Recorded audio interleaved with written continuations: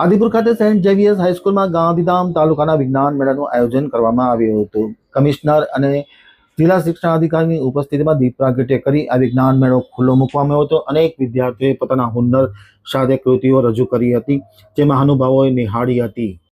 હવે જોઈએ ગાંધીધામ આમતક ન્યૂઝ બ્યુરોનો એક વિસ્તૃત અહેવાલ. આદિપુર સેન્ટ ઝેવિયર્સ હાઈસ્કૂલમાં ગાંધીધામ તાલુકાના વિજ્ઞાન મેળાનું આયોજન કરવામાં આવ્યું હતું. જીસીઆરટી ગાંધીનગર, જિલ્લા તાલીમ ભવન ભુજ અને દ્રોણાચાર્ય શાળા વિકાસ સંકુલના સંયુક્ત ઉપક્રમે સેન્ટ ઝેવિયર્સ હાઈસ્કૂલના યજમાન પદે આવેલા વિજ્ઞાન મેળાનું આયોજન કરવામાં આવ્યું હતું. ગાંધીધામ આદિપુરની તમામ માધ્યમિક અને ઉત્તર માધ્યમિક શાળાના બાળકોએ આ વિજ્ઞાન મેળામાં લાભ લીધો હતો. મહેમાનોની ઉપસ્થિતિમાં દીપ પ્રાગટ્ય કરી વિજ્ઞાન મેળો ખુલ્લો મૂકવામાં આવ્યો હતો.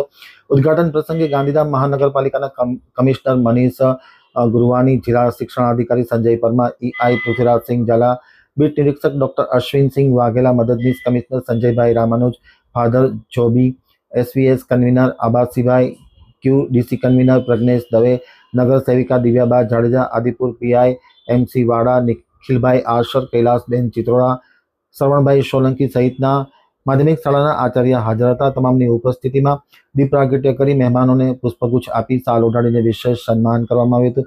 ઉપસ્થિત રહેલા કમિશનર ગુરનાની, સંજય પરમાર સહિતના મહાનુભાવોએ પ્રાસંગિક ઉદ્બોધનમાં સમગ્ર આયોજનને ખૂબ ખૂબ બિરદાવવામાં આવ્યું હતું.